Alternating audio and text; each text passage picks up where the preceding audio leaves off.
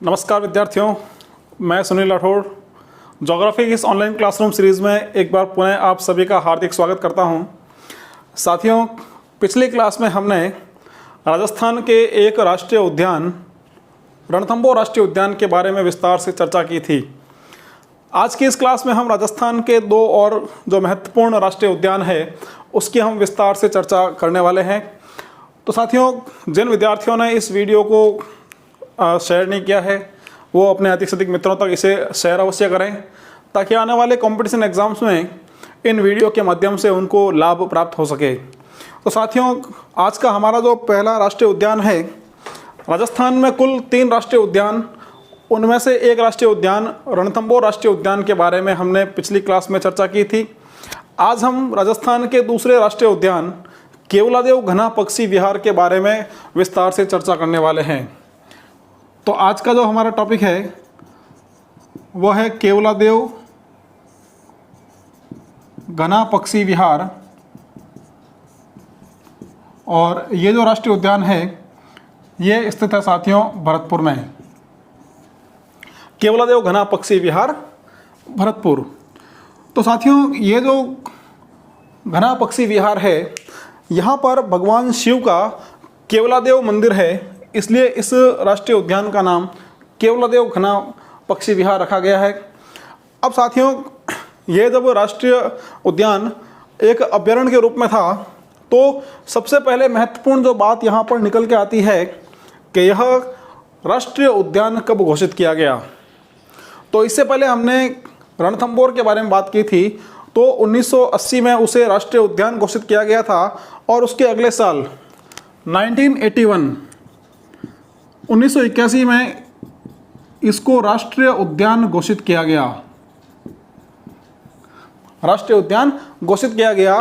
तो ये राजस्थान का दूसरा राष्ट्रीय उद्यान है। राजस्थान का दूसरा राष्ट्रीय उद्यान। पहला राष्ट्रीय उद्यान रणथंभौर राष्ट्रीय उद्यान और दूसरा राष्ट्रीय उद्यान जो है वो केवलादेव घना पक्षी विहार। तो 1981 में इसे राजस्थान का दूसरा राष्ट्रीय उद्यान घोषित किया गया था। एक जो महत्वपूर्ण बात इसके लिए हुई थी वो था 1985 में 1985 में। तो 1985 में जो केवलादेव घना पक्षी विहार है इसे यूनेस्को की विश्व धरोहर में शामिल किया गया था। काफ़ी महत्वपूर्ण पॉइंट है ये। तो ये यूनेस्को की विश्व धरोहर में शामिल इसको किया गया था और विश्व धरोहर में शामिल होने वाला यह राजस्थान का पहला जो है पर्यटन स्थल है। उसके बाद अब तक कुल 10 पर्यटन स्थलों को जो है वो इस राष्ट्रीय धरोहर में यूनेस्को की विश्व धरोहर में शामिल कर दिया गया है। लेकिन विश्व धरोहर में शामिल होने वाला यह राजस्थान का पहला पर्यटन स्थल था। काफ़ी महत्वपूर्ण पॉइंट है, इसे आप ध्यान रखें। तो यह जो केवलादेव घना पक्षी विहार है यह भरतपुर शहर के निकट स्थित है। भरतपुर शहर के निकट होकर निकलता है NH11 जो बीकानेर से आगरा तक है। और इसी NH11 पर भरतपुर शहर के निकट यह राष्ट्रीय उद्यान स्थित है। अभी इस NH11 का जो है नाम परिवर्तित किया गया। अब इसे बदला गया है NH21, NH52 और NH11। तो NH11 पर यह केवलादेव घना पक्षी विहार स्थित है। इसके नए नाम जो है NH11 के NH21, 52 और 11 जो भी रखे गए हैं, इसको हम विस्तार से पढ़ेंगे राजस्थान के परिवहन में, सड़क परिवहन के अंतर्गत। तो यहाँ पर महत्वपूर्ण बात 1981 में इसे राष्ट्रीय उद्यान घोषित किया गया और 1985 में इसे यूनेस्को की विश्व धरोहर में शामिल किया गया था। अब साथियों, यह जो राष्ट्रीय उद्यान है यह मूल रूप से पक्षियों के लिए स्वर्ग है। यहाँ पर पक्षियों की अनेक प्रजातियाँ पाई जाती है, जिसमें कुछ विदेशी प्रजातियाँ भी है और कुछ हमारे यहाँ की देशी प्रजातियाँ भी है। अब ये जो केवलादेव घना पक्षी विहार है यह मुख्य रूप से साइबेरियन सारस का जो है पसंदीदा घर है। साइबेरियन सारस जो है वो यहाँ पर मूल रूप से जो है काफ़ी लंबी दूरी तय करके रूस के साइबेरिया क्षेत्र से जो है वो लंबी दूरी तय करके यहाँ तक पहुँचते हैं और ये इस सारस का जो है सबसे बड़ी प्रजनन स्थली के रूप में भी पूरे विश्व भर में प्रसिद्ध है। तो इसको सारस की जो है वो प्रजनन स्थली हम कह सकते हैं। तो साइबेरियन सारस जो है यहाँ का प्रमुख वन्य जीव जो यहाँ पर सबसे अधिक आकर्षण का केंद्र रहता है। अब इसके साथ साथ यहाँ पर खूब सारे और जो हैं पक्षी पाए जाते हैं। आप कभी यहाँ जाएं तो आप इन सभी पक्षियों के अलग अलग जो कॉलोनी हैं, वहाँ लोकल भाषा में इसे कॉलोनी कहते हैं, तो आपको अलग अलग प्रजातियों की कॉलोनी वहाँ पर मिल जाएगी। आप वहाँ जाएंगे तो काफ़ी लंबे क्षेत्र में यह राष्ट्रीय उद्यान फैला हुआ है। तो साइबेरियन सारस यहाँ का प्रमुख वन्य जीव है। इसके अलावा यहाँ पर जो है लोमड़ी वगैरह या और भी जैसे कुछ जो वन्य जीव है वो भी यहाँ पर पाए जाते हैं पक्षियों के साथ साथ। साथियों, केवलादेव घना पक्षी विहार जो है भारत के एक प्रसिद्ध पक्षी प्रेमी और पक्षी विज्ञानी जिनका नाम है डॉक्टर सलीम अली। डॉक्टर सलीम अली जो मूल रूप से जम्मू कश्मीर के निवासी हैं और इन्होंने अपना काफ़ी लंबा जो समय काल है वो इस राष्ट्रीय उद्यान में पक्षियों पर जो है वो अध्ययन करते हुए बिताया था। तो केवलादेव घना पक्षी विहार को डॉक्टर सलीम अली की कर्म स्थली के रूप में भी जाना जाता है। डॉक्टर सलीम अली की कर्म स्थली। अब जो डॉक्टर सलीम अली हैं, तो डॉक्टर सलीम अली जो है इनको डॉक्टर सलीम अली तो इनको कहा जाता है बर्ड मैन ऑफ इंडिया। इनको कहा जाता है बर्ड मैन ऑफ इंडिया। हमने पिछली क्लास में बात की थी टाइगर मैन ऑफ इंडिया की। रणथंभौर राष्ट्रीय उद्यान में जो कैलाश सांकला है जोधपुर निवासी, तो उनको टाइगर प्रोजेक्ट का पहला अध्यक्ष बनाया गया था। उन्हें टाइगर मैन ऑफ इंडिया कहते हैं। Rakesh tiger man of India. और इसी तरह जो डॉक्टर सलीम अली है इनको बर्ड मैन ऑफ इंडिया के नाम से जाना जाता है। मूल रूप से जम्मू कश्मीर के निवासी हैं और जम्मू कश्मीर में इनके नाम से सलीम अली राष्ट्रीय उद्यान स्थित है। तो सलीम अली राष्ट्रीय उद्यान की आप चर्चा करेंगे तो सलीम अली राष्ट्रीय उद्यान जो है यह जम्मू कश्मीर में स्थित है और डॉक्टर सलीम अली को बर्ड मैन ऑफ इंडिया के नाम से भी जाना जाता है। अब इस केवलादेव घना पक्षी विहार में सलीम अली के नाम से एक इंटरप्रिटेशन सेंटर स्थापित किया गया है। तो doctor Salim Ali interpretation centre, Salim Ali interpretation centre जो यहाँ पर स्थापित किया गया है, यहाँ पर आपको विभिन्न पक्षियों के बारे में, उनकी प्रजाति के बारे में, उनकी विशेषताओं के बारे में आपको विस्तार से जो है ज्ञान यहाँ इस इंटरप्रिटेशन सेंटर में मिल जाएगा। तो यह doctor Salim Ali interpretation centre इस केवलादेव घना पक्षी विहार में स्थापित किया गया है। आप वहाँ पर अवश्य जाएं। साथियों, केवलादेव घना पक्षी विहार जो है यहाँ से होकर दो प्रमुख नदियाँ गुजरती है। दो नदियाँ कौन कौन सी है? एक नदी है बाणगंगा। हमने नदियों के अंतर्गत इसके बारे में विस्तार से चर्चा की है। तो बाणगंगा और साथ ही साथ यहाँ से गुजरती है गंभीर नदी। बाणगंगा और गंभीर नदी। अब जो गंभीर नदी है, इस गंभीर नदी पर यहाँ बना हुआ है अजान बांध। अजान बांध, इसी अजान बांध से इस केवलादेव घना पक्षी विहार को जल की आपूर्ति होती है। तो अजान बांध को कहा जाता है केवलादेव की जीवन रेखा। इसको कहेंगे केवलादेव की जीवन रेखा।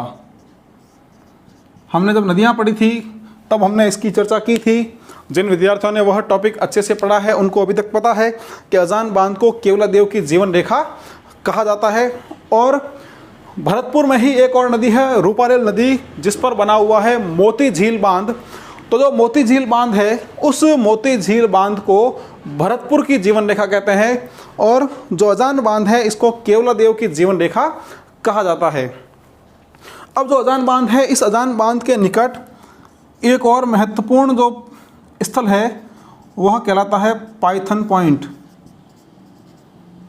पाइथन पॉइंट, तो ये जो पाइथन पॉइंट है, इस पाइथन पॉइंट पर आप अजगर सांप को आसानी से देख सकते हैं। यहाँ पर बड़ी मात्रा में अजगर सांप पाए जाते हैं।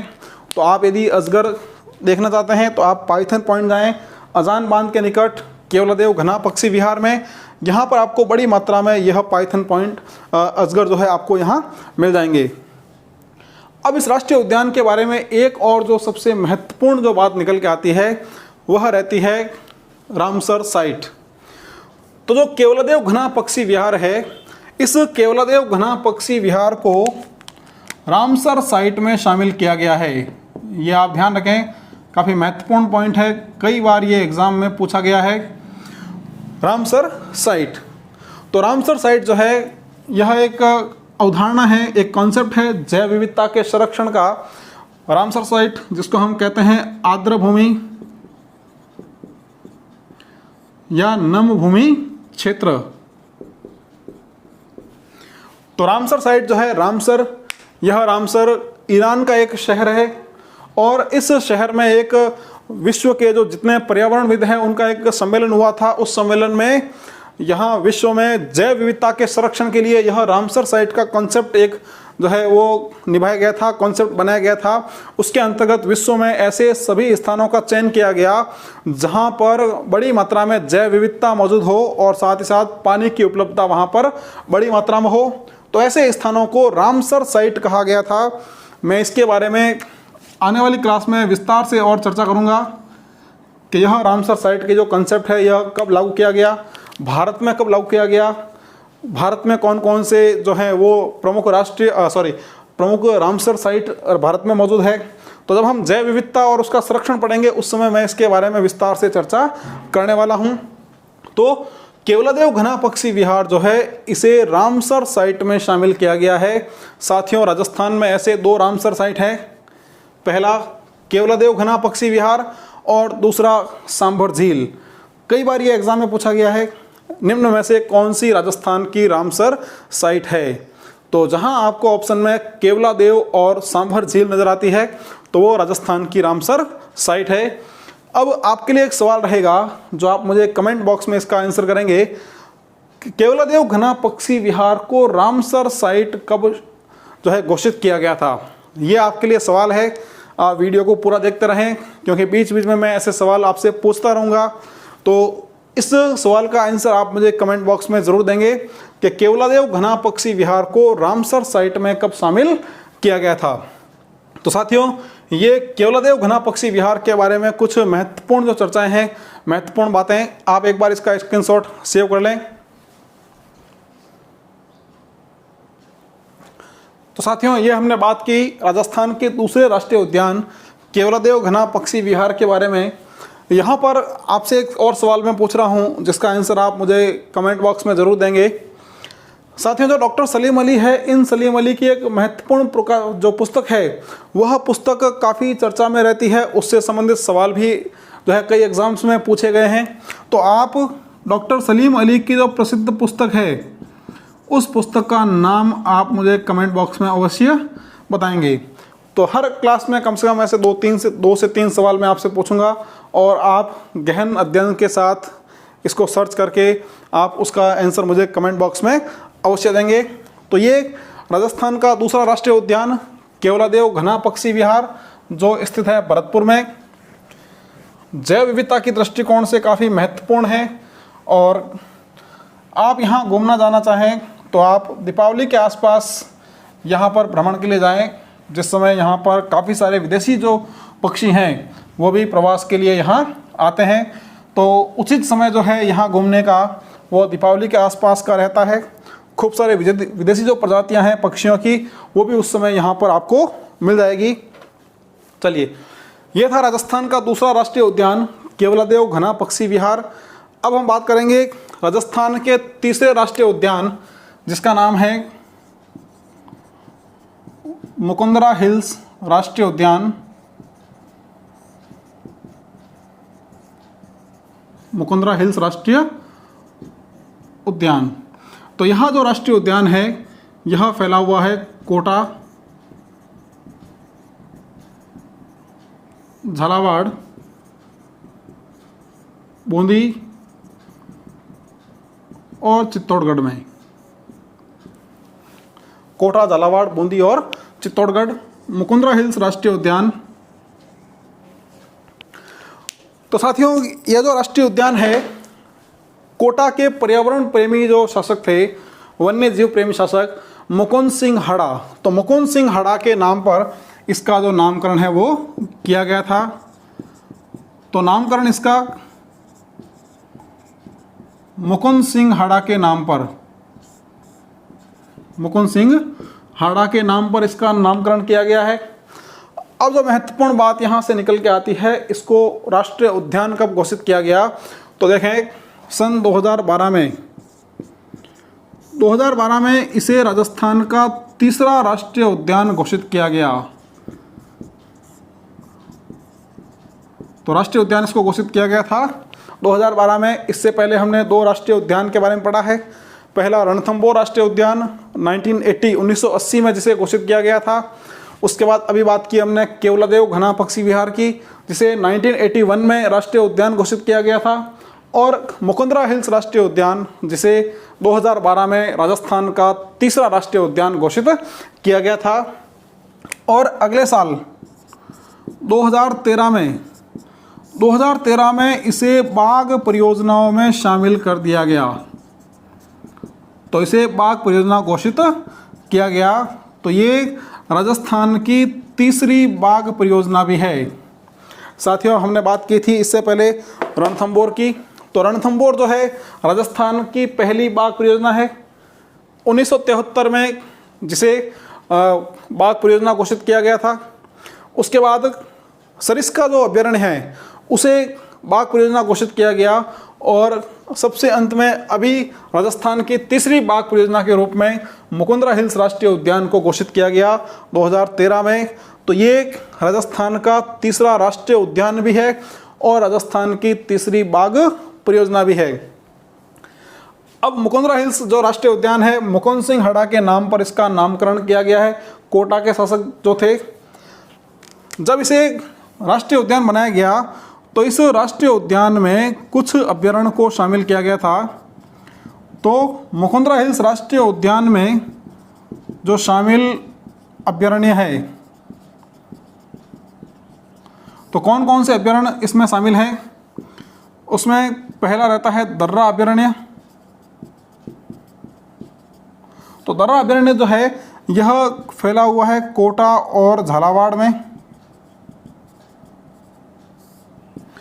कोटा और झालावाड़ में। इसी के साथ साथ दर्रा अभ्यारण्य के बाद दूसरा जो अभ्यारण्य रहता है वह रहता है जवाहर सागर। और जवाहर सागर जो अभ्यारण्य है ये कहाँ पर है? ये है कोटा और बूंदी में। और तीसरा जो अभ्यारण्य इस राष्ट्रीय उद्यान में शामिल है वह है राष्ट्रीय चंबल घड़ियाल उद्यान। राष्ट्रीय चंबल घड़ियाल उद्यान, इसको हम अलग से आगे आने वाले समय में अभ्यारण्य के तहत पढ़ने वाले हैं, लेकिन इसके कुछ क्षेत्र को भी इसमें शामिल किया गया है। तो राष्ट्रीय चंबल घड़ियाल उद्यान जो है यह फैला हुआ है कोटा, बूंदी और चित्तौड़गढ़ में। तो ये राष्ट्रीय चंबल घड़ियाल उद्यान, इन तीन अभ्यारण्य के हिस्सों को शामिल करके यह राष्ट्रीय उद्यान बनाया गया था 2012 में। तो ये यहाँ पर महत्वपूर्ण बात हो गई। अब हम बात करते हैं कि मुकुंदरा हिल्स राष्ट्रीय उद्यान के प्रमुख वन्य जीव कौन से हैं। तो यदि हम बात करते हैं यहाँ के प्रमुख वन्य जीवों की,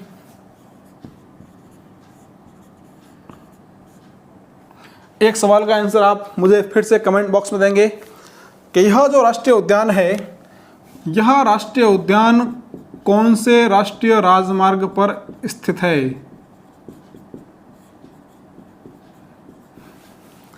यह राष्ट्रीय उद्यान कौन से राष्ट्रीय राजमार्ग पर स्थित है वह राष्ट्रीय राजमार्ग जो जयपुर से जबलपुर होते हुए भोपाल तक जाता है?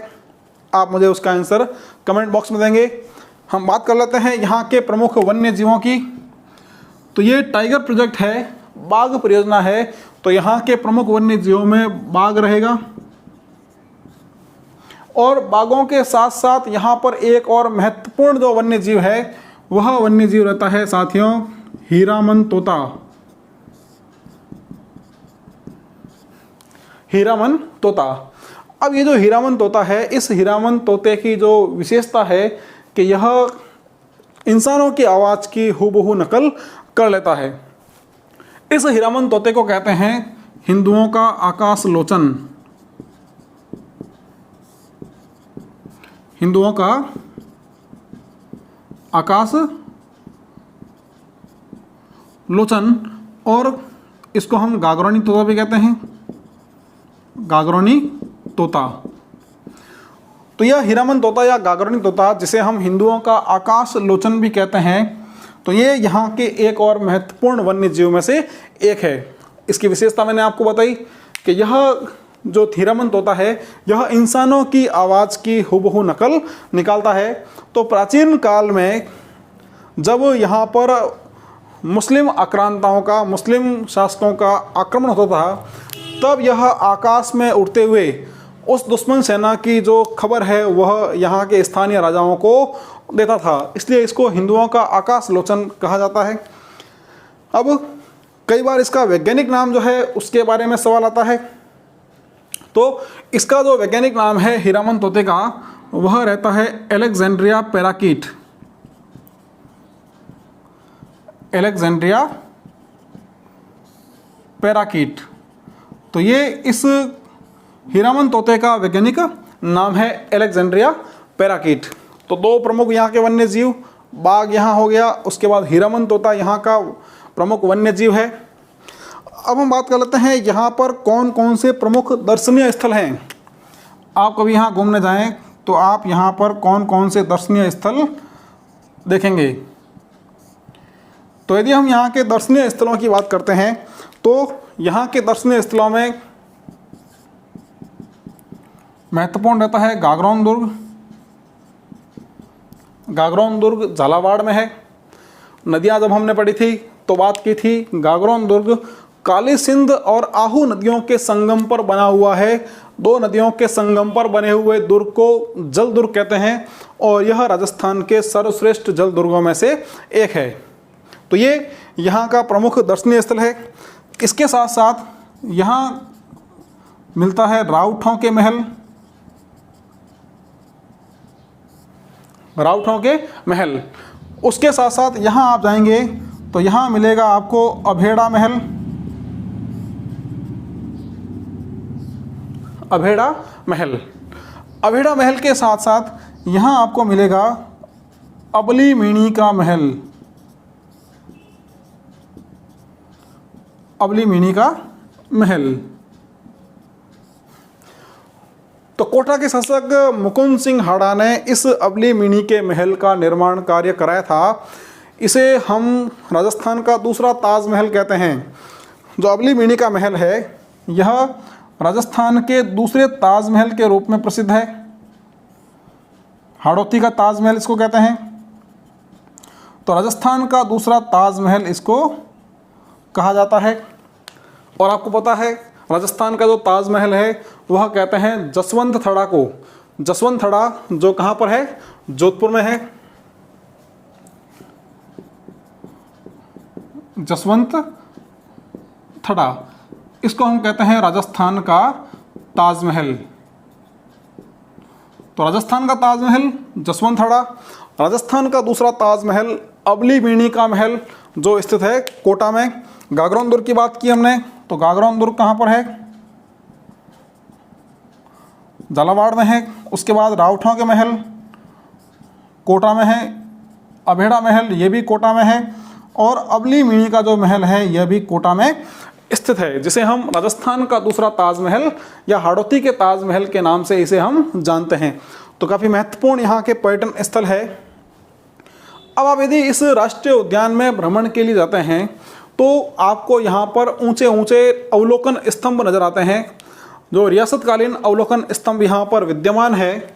और ऐसे जो अवलोकन स्तंभ है,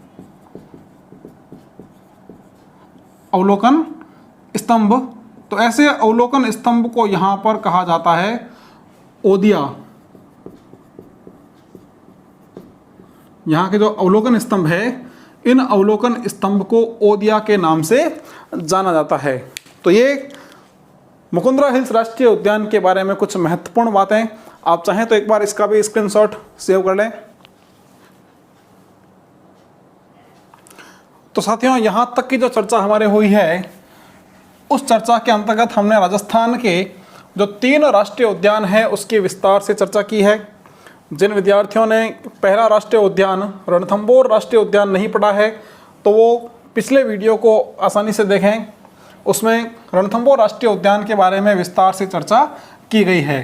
तो यहाँ तक राजस्थान के जो 3 राष्ट्रीय उद्यान हैं वो हमारे समाप्त होते हैं। अब हम राजस्थान के जो प्रमुख वन्य जीव अभयारण्य हैं उसके बारे में चर्चा करेंगे। तब हम बात करने वाले हैं राजस्थान के वन्य जीव अभयारण्य की। और वन्य जीव अभयारण्य के अंतर्गत हम राजस्थान का जो पहला वन्य जीव अभयारण्य पढ़ेंगे वह रहेगा सरिस्का अभयारण्य।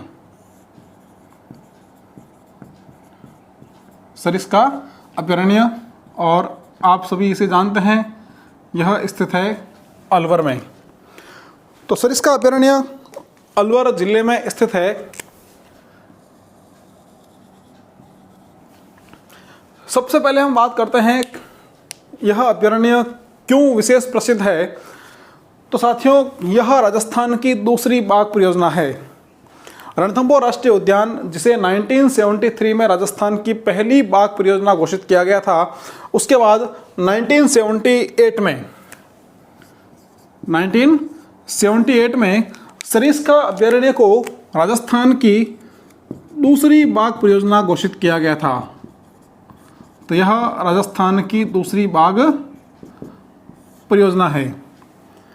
राजस्थान की दूसरी बाघ परियोजना इसे घोषित किया गया 1978 में। कोई दिक्कत नहीं। अब ये जो सरिस्का अभयारण्य है, यह सरिस्का अभयारण्य जो यहाँ का प्रमुख वन्य जीव हम बात करते हैं, यहाँ पर खूब सारे दर्शनीय स्थल हैं। अब यहाँ के यदि प्रमुख वन्य जीव की बात करते हैं,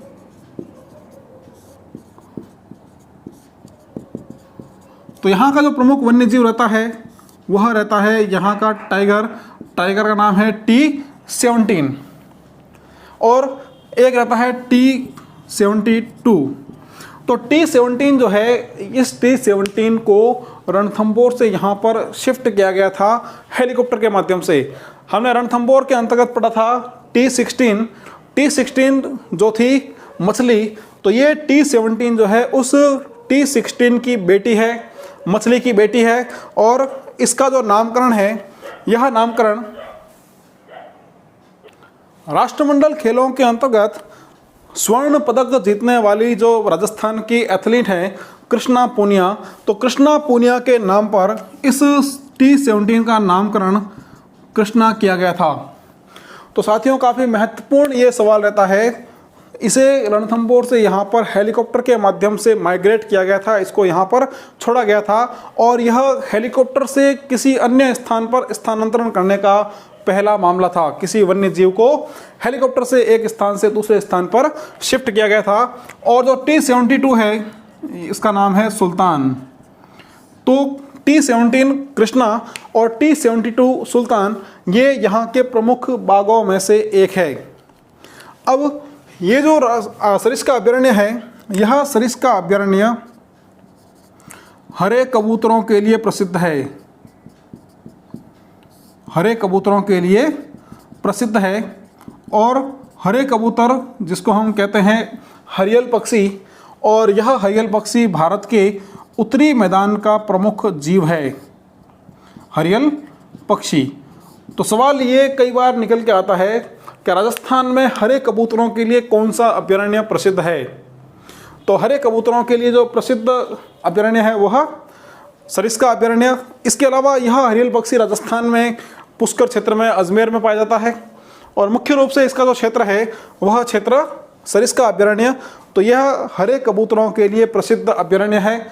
सवाल यहाँ से बिल्कुल सीधा पूछा जाएगा, राजस्थान में कौन सा अभयारण्य हरे कबूतरों के लिए प्रसिद्ध है? तो हरे कबूतरों के लिए सरिस्का अभयारण्य प्रसिद्ध है। इसी सरिस्का अभयारण्य में एक कुक्कुर घाटी है, कुक्कुर घाटी, और यह कुक्कुर जो घाटी है यह भारत के राष्ट्रीय पक्षी मोर के लिए प्रसिद्ध है। तो मोरों के लिए यह प्रसिद्ध है। तो कुक्कुर घाटी, ये कुक्कुर घाटी कहाँ पर? ये सरिस्का अभयारण्य में है। और किसके लिए प्रसिद्ध है? यह मोरों के लिए प्रसिद्ध है। इसको भी आप ध्यान रखें। सवाल यदि आपसे यह पूछा जाए कि राजस्थान में मोरों का सर्वाधिक घनत्व कहाँ पाया जाता है या मोरों का सर्वाधिक घनत्व किस अभयारण्य में है, तो यह सर्वाधिक जो घनत्व है वह सरिस्का अभयारण्य में आपको मिलेगा। यह जो सरिस्का अभयारण्य है साथियों, यह 2 पठारों पर स्थित है। 2 पठार कौन कौन से हैं? एक पठार आता है कांकनवाड़ी का पठार, कांकनवाड़ी का पठार, और दूसरा जो पठार है यह रहता है क्रास्का का पठार। तो यह सरिस्का अभयारण्य कांकनवाड़ी के पठार और क्रास्का के पठारों पर फैला हुआ है। इसको भी आप ध्यान रखें। 2 प्रमुख पठार जिस पर यह सरिस्का अभयारण्य फैला हुआ है। अब यदि हम बात करते हैं यहाँ के प्रमुख दर्शनीय स्थलों की, यदि आप सरिस्का अभयारण्य घूमने गए हैं तो आप वहाँ पर और कौन कौन से प्रमुख दर्शनीय स्थल देख पाएंगे। तो यहाँ के जो प्रमुख दर्शनीय स्थल हैं, इन दर्शनीय स्थलों में पहला रहता है कांकनवाड़ी का किला, कांकनवाड़ी का किला। तो कांकनवाड़ी का किला यहाँ का प्रमुख दर्शनीय स्थल है। इतिहास के लिए यह, इतिहास में भी यह प्रसिद्ध रहा है। क्यों प्रसिद्ध रहा है? कि मुगल बादशाह औरंगजेब ने अपने बड़े भाई दारा शिकोह को यहाँ पर कैद करके रखा था, तो उसके लिए यह काफ़ी प्रसिद्ध है कांकनवाड़ी का किला। कांकनवाड़ी के किले के बाद यहाँ पर लोक देवता भर्तृहरि की गुफाएं हैं। लोक देवता भर्तृहरि की गुफाएं यहाँ पर विद्यमान है।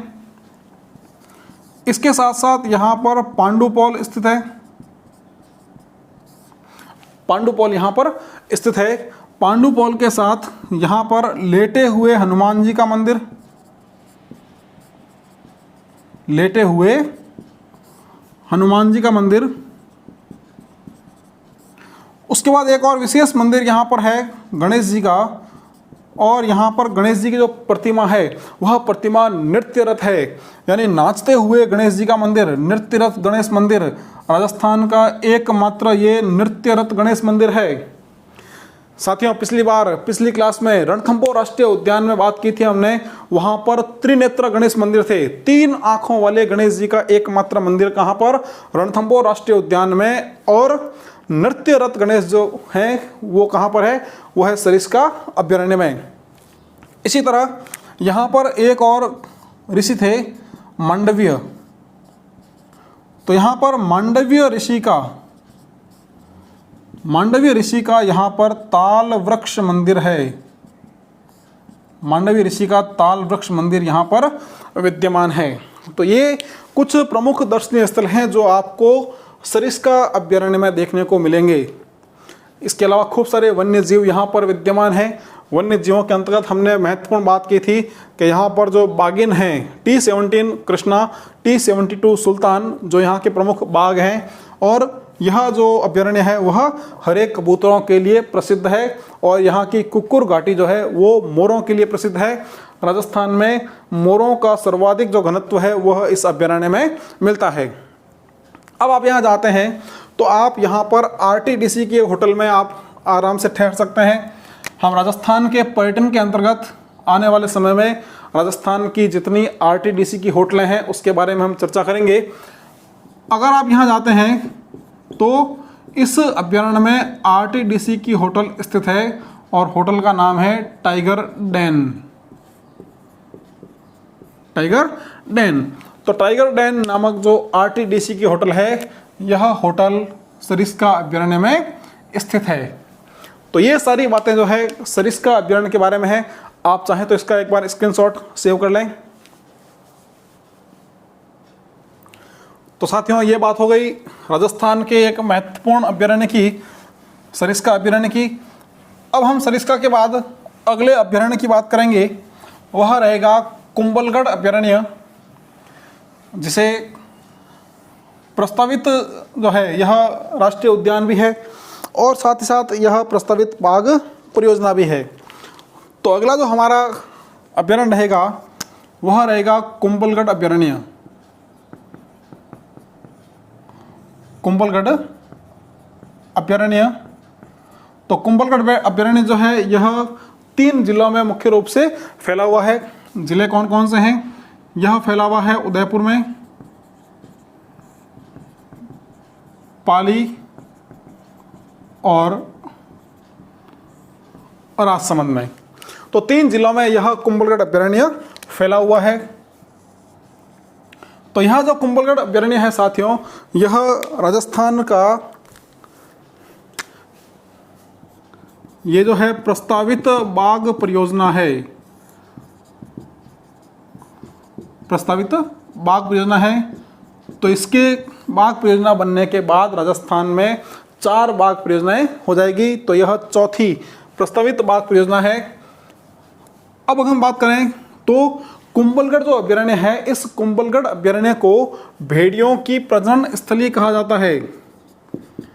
तो सवाल यदि आता है कि भेड़ियों की प्रजनन स्थली के रूप में कौन सा अभयारण्य प्रसिद्ध है, तो भेड़ियों की प्रजनन स्थली के रूप में कुंभलगढ़ अभयारण्य प्रसिद्ध है। इस बात को आप ध्यान रखें। यह राजस्थान की एक प्रस्तावित बाघ परियोजना है। आने वाले समय में यहाँ पर बाघ जो है वो रखे जाएंगे और यह बाघ परियोजना के रूप में विकसित की जाएगी और इस अभयारण्य को भेड़ियों की प्रजनन स्थली के नाम से जाना जाता है। अब साथियों बात करते हैं कुछ और विशेषताओं की। तो राजस्थान में चंदन के सर्वाधिक वृक्ष, ध्यान रखना, राजस्थान में चंदन के सर्वाधिक वृक्ष इसी अभयारण्य क्षेत्र में पाए जाते हैं। तो सवाल आपसे पूछा जाए कि राजस्थान में चंदन के वृक्षों का सर्वाधिक घनत्व या चंदन के सर्वाधिक वृक्ष कौन से अभयारण्य में है, तो चंदन के सर्वाधिक वृक्ष पाए जाते हैं कुंभलगढ़ अभयारण्य में। कोई दिक्कत नहीं यहाँ तक। अब यहाँ के एक प्रमुख वन्य जीव की हम बात करते हैं। प्रमुख वन्य जीव की, तो एक हमने बात की थी कि इसे भेड़ियों की प्रजनन स्थली कहते हैं। तो भेड़िए यहाँ पर बड़ी मात्रा में पाए जाते हैं। इसके अलावा यहाँ पर पैंथर पाए जाते हैं। पैंथर के अलावा यहाँ का जो एक महत्वपूर्ण वन्य जीव है, यह वन्य जीव है चौसिंगा नर हिरण। चौसिंगा नर हिरण। तो साथियों यह चौसिंगा जो नर हिरण है, ये एंटीलोप प्रजाति का नर हिरण है। प्रजाति कौन सी है इसकी? इसकी प्रजाति है एंटीलोप। तो एंटीलोप प्रजाति का यह नर हिरण है। इसकी एक खास विशेषता यह है कि यह 4 सींग वाला नर हिरण है।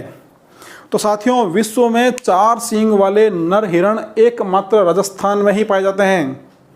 महत्वपूर्ण बात है कि यह विश्व में एकमात्र कहाँ पाया जाएगा? विश्व में एकमात्र राजस्थान में मिलता है। ये महत्वपूर्ण बात, विश्व में एकमात्र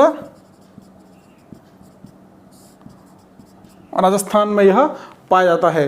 अब राजस्थान के ये 2 अभयारण्य क्षेत्र में पाया जाता है। उसमें से एक अभयारण्य कुंभलगढ़ अभयारण्य जहाँ पर यह पाया जाता है, और दूसरा हम आगे पढ़ेंगे वह रहेगा सीता माता अभयारण्य। तो कुंभलगढ़ अभयारण्य और सीता माता अभयारण्य 2 ही ऐसे अभयारण्य राजस्थान में है जहाँ यह चौसिंगा नर हिरण पूरे विश्व में एकमात्र इसी स्थान पर यह पाया जाता है। तो काफ़ी महत्वपूर्ण ये वन्य जीव है चौसिंगा नर हिरण। प्रजाति कौन सी है इसकी? प्रजाति है एंटीलोप प्रजाति, और विश्व में एकमात्र यह राजस्थान में ही पाया जाता है। अब कुंभलगढ़ अभयारण्य में इस चौसिंगे नर हिरण को क्या कहा जाता है? इसे कहा जाता है भेड़ल। कुंभलगढ़ जो अभयारण्य है, इस कुंभलगढ़ अभयारण्य में इसे भेड़ल के नाम से जाना जाता है। और हम बात करेंगे आगे सीता माता अभयारण्य की, वहाँ इसे घंटेल के नाम से जाना जाता है। तो आपको ये कहा जाएगा कि राजस्थान में जो भेड़ल है, यह भेड़ल कहाँ पाया जाता है, तो भेड़ल जो हो जाता है चौसिंगा नर हिरण, और यह चौसिंगा नर हिरण जो है वह इस अभयारण्य क्षेत्र में पाया जाता है। तो यहाँ तक कोई विशेष मुश्किल नहीं है आपके लिए, ये यहाँ की कुछ महत्वपूर्ण विशेषताएं। अब हम बात करते हैं, अगर आप कुंभलगढ़ अभयारण्य देखने जाते हैं तो कुंभलगढ़ अभयारण्य में आप कौन कौन से प्रमुख दर्शनीय स्थल देखते हैं। तो हम बात करते हैं यहाँ के प्रमुख दर्शनीय स्थलों की। तो अगर आप यहाँ पर पहुँचते हैं तो कुंभलगढ़ अभयारण्य में आप पाएंगे कुंभलगढ़ दुर्ग। कुंभलगढ़ दुर्ग, तो यह कुंभलगढ़ दुर्ग जो है जिला कौन सा हो जाएगा, जिला हो जाएगा राजसमंद। तो राजसमंद जिले में यह कुंभलगढ़ दुर्ग स्थित है। और इस कुंभलगढ़ दुर्ग ये जो है दो स्थानों के बीच, गोगुंदा और कुंभलगढ़ के बीच जो भोराट का पठार है, उस भोराट के पठार पर यह स्थित है। पहाड़ी जो है अरावली की पहाड़ियां हैं, अरावली की पहाड़ियों की एक पहाड़ी जिसका नाम क्या रहता है, नाम रहता है गदमांदन पर्वत, जिसे हम हेमकूट पर्वत भी कहते हैं, नील हिमवंत पर्वत भी कहते हैं।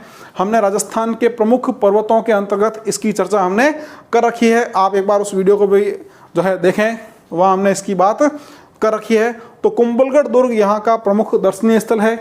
कुंभलगढ़ दुर्ग जो प्रताप का जो है जन्म स्थली है, कुंभा की मृत्यु स्थली भी है, और महाराणा उदय सिंह की यह पालन स्थली भी है। तो काफ़ी मायनों में यह दुर्ग महत्वपूर्ण है। उसके अलावा आप यहाँ जाएंगे तो आप यहाँ पर पाएंगे परशुराम महादेव मंदिर। परशुराम महादेव मंदिर, और यह परशुराम महादेव मंदिर जो है ये भी राजसमंद जिले में स्थित है। तो कुंभलगढ़ दुर्ग के बाद यहाँ का दूसरा जो प्रमुख दर्शनीय स्थल है वह परशुराम महादेव मंदिर, और परशुराम महादेव मंदिर के बाद यहाँ का एक और महत्वपूर्ण जो दर्शनीय स्थल है वह रहता है रणकपुर जैन मंदिर। रणकपुर जैन मंदिर, यहाँ पर भगवान आदिनाथ की चौमुखा मूर्ति जो है अष्ट धातु की लगी है, और यह रणकपुर जैन मंदिर स्थित है पाली जिले में। और एक नदी है जिसका नाम है मंथई नदी। तो यह रणकपुर जैन मंदिर जो है मंथई नदी के किनारे यहाँ पर स्थित है। तो मंथई नदी के किनारे रणकपुर जैन मंदिर पाली में इसी अभयारण्य क्षेत्र में है। और यहाँ पर एक और प्रसिद्ध मंदिर है जिसका नाम है मुंछाला महावीर मंदिर। मुंछाला महावीर मंदिर, और ये मंदिर भी यहाँ पाली जिले में स्थित है। तो ये कुंभलगढ़ अभयारण्य की प्रमुख विशेषताएं हैं। हमने बात की कि यह प्रस्तावित बाघ परियोजना है, तो आने वाले समय में इसे बाघ परियोजनाओं में शामिल किया जाएगा, और यह भेड़ियों की प्रजनन स्थली भी कहलाती है। राजस्थान में चंदन के सर्वाधिक वृक्ष इस अभयारण्य क्षेत्र में पाए जाते हैं। महत्वपूर्ण सवाल बनता है। फिर हमने यहाँ के वन्य जीव की बात की, और यहाँ के प्रमुख दर्शनीय स्थलों की हमने बात की है। आप चाहें तो एक बार इसका भी स्क्रीनशॉट सेव कर लें। चलिए साथियों, ये हो गया कुंभलगढ़ अभयारण्य और उसकी प्रमुख विशेषताएं। अब कुंभलगढ़ अभयारण्य के बाद हम बात करेंगे राजस्थान के एक और महत्वपूर्ण अभयारण्य की, और वह रहता है सीता माता अभयारण्य। आप में से कई विद्यार्थी यहाँ अवश्य भ्रमण करके आए होंगे। तो अब हम बात करने वाले हैं राजस्थान के एक और महत्वपूर्ण अभयारण्य की। यह है सीता माता अभयारण्य। सीता माता अभयारण्य जो मूल रूप से प्रतापगढ़ जिले में स्थित है, और कुछ भाग इसका जो है वो चित्तौड़गढ़ जिले में भी है। लेकिन यदि ऑप्शन आता है तो आप यहाँ पर प्रतापगढ़ जिला करें, क्योंकि इसका अधिकांश जो भाग है वो प्रतापगढ़ जिले में स्थित है। तो अब हम बात करते हैं इस अभयारण्य की कुछ प्रमुख विशेषताओं की।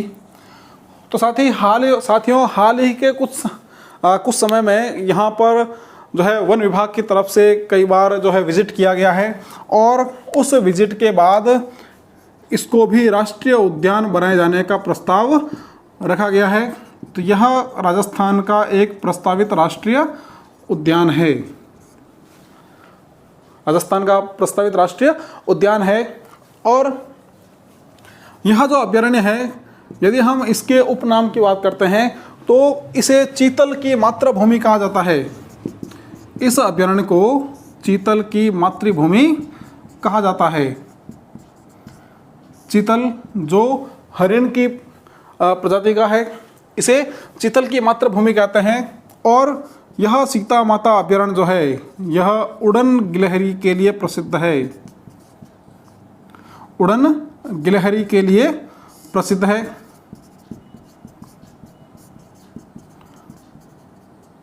यह सवाल कई बार एग्जाम में आता है, उड़न गिलहरी के लिए राजस्थान का कौन सा अभयारण्य प्रसिद्ध है? तो उड़न गिलहरी के लिए सीता माता अभयारण्य प्रसिद्ध है। अब एक और महत्वपूर्ण विशेषता, जिस तरह हमने बात की अभी कुंभलगढ़ अभयारण्य की, तो कुंभलगढ़ अभयारण्य जो है वह चंदन के वृक्षों के लिए प्रसिद्ध है।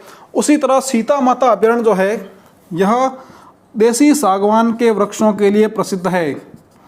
तो यदि सवाल आता है कि राजस्थान में सागवान के सर्वाधिक वृक्ष, सागवान के सर्वाधिक वृक्ष कौन से अभयारण्य क्षेत्र में है? तो सागवान के सर्वाधिक वृक्ष आपको कहाँ मिलेंगे? सीता माता अभयारण्य में मिलेंगे। अब इस अभयारण्य क्षेत्र में उड़न गिलहरी यहाँ पर विद्यमान है। साथ ही साथ यहाँ पर आपको जो है काफ़ी खूबसूरत छिपकलियाँ यहाँ देखने को मिलती है। विश्व की कुछ प्रमुख जो सबसे छोटी छिपकली है वो भी आपको यहाँ पर देखने को मिलेगी। विश्व के कुछ प्राचीनतम और सबसे बड़े जो वृक्ष हैं वो भी आपको यहाँ पर देखने को मिलते हैं। अब यह जो सीता माता अभयारण्य है, यहाँ से कई सारी नदियों का प्रवाह होता है। जैसे हम बात करते हैं, इस अभयारण्य क्षेत्र में जाखम नदी का प्रवाह होता है, जाखम नदी का यहाँ से प्रवाह होता है। और इसी जाखम नदी पर बना हुआ है जाखम बांध, जाखम बांध जिसकी ऊंचाई है 81 मीटर और यह राजस्थान का सबसे ऊंचा बांध है। तो यदि सवाल आता है जाखम बांध कौन से अभयारण्य में स्थित है? तो जाखम बांध सीता माता अभयारण्य में स्थित है। राजस्थान का सबसे ऊंचा बांध कौन सा है? तो राजस्थान का सबसे ऊंचा बांध जाखम बांध, जो इसी अभयारण्य क्षेत्र में जाखम नदी पर स्थित है। 81 मीटर इसकी ऊंचाई है। अब जाखम नदी के अलावा यहाँ पर करमोई और टांकली, करमोई और टांकली नदियों का भी प्रवाह यहाँ पर है। तो ये यहाँ से प्रवाहित होने वाली कुछ प्रमुख नदियाँ हैं। उसके बाद इस अभयारण्य क्षेत्र में कुछ औषधीय पौधे पाए जाते हैं, दुर्लभ औषधीय पौधे हैं। तो यहाँ के जो प्रमुख दुर्लभ औषधीय पौधे हैं कौन कौन से हैं? तो यहाँ पर पाई जाती है सफ़ेद मूसली, सफ़ेद मूसली के साथ साथ यहाँ पर पाई जाती है ब्राह्मी। तो ये इस अभयारण्य क्षेत्र में पाई जाने वाली कुछ विशेष औषधियाँ हैं, औषधीय पौधे हैं। एक और विशेषता यहाँ की है कि साथियों, इस अभयारण्य क्षेत्र में लव और कुश नामक जो है जल स्रोत स्थित है। इन जल स्रोतों में से एक ठंडा और एक गर्म जल स्रोत है। तो ये भी आता है कि लव और कुश जो जल स्रोत हैं, जल कुंड है, वो जल कुंड कौन से अभयारण्य क्षेत्र में है? तो यह सीता माता अभयारण्य क्षेत्र में है। आप यहाँ जाएं तो काफ़ी मनोहारी दृश्य आपको यहाँ पर नज़र आएंगे। तो ये कुछ विशेषताएं हैं, आप एक बार इसका भी स्क्रीनशॉट सेव कर लें। एक और जो सबसे महत्वपूर्ण विशेषता इस अभयारण्य क्षेत्र की है साथियों, कुछ देर पहले हमने बात की थी कुंभलगढ़ अभयारण्य में, हमने बात की थी चौसिंगे नर हिरण की। तो चौसिंगा नर हिरण जो है विश्व में एकमात्र राजस्थान में ही मिलता है। और राजस्थान के दो अभयारण्य में, पहला हमने अभी बात की कुंभलगढ़ अभयारण्य की और दूसरा अब हमारा रहेगा सीता माता अभयारण्य। तो इस सीता माता अभयारण्य में भी चौसिंगा नर हिरण पाया जाता है। तो ये विश्व में एकमात्र राजस्थान में कुंभलगढ़ अभयारण्य और सीता माता अभयारण्य में कुंभलगढ़ अभ्यारण्य में इसको कहा जाता है भेड़ल, और सीता माता अभ्यारण्य में इसको कहा जाएगा घंटेल। तो ध्यान रखें कि इस सीता माता अभ्यारण्य में चौसिंगा नर हिरण घंटेल पाया जाता है, जो विश्व में एकमात्र राजस्थान में ही मिलता है। तो इसको भी आप नोट करें अवश्य। ये हमने बात की सीता माता अभ्यारण्य की, प्रतापगढ़ जिले में जो स्थित है। आप इसको एक बार सेव कर लें।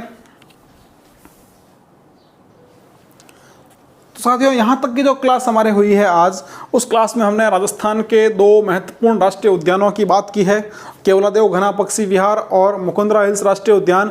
उसके बाद हमने राजस्थान के कुछ महत्वपूर्ण वन्यजीव अभ्यारण्य, जिसके अंतर्गत हमने कुंभलगढ़ अभ्यारण्य की बात की है, हमने सरिस्का अभ्यारण्य की बात की है, हमने सीता माता अभ्यारण्य के बारे में विस्तार से चर्चा की है।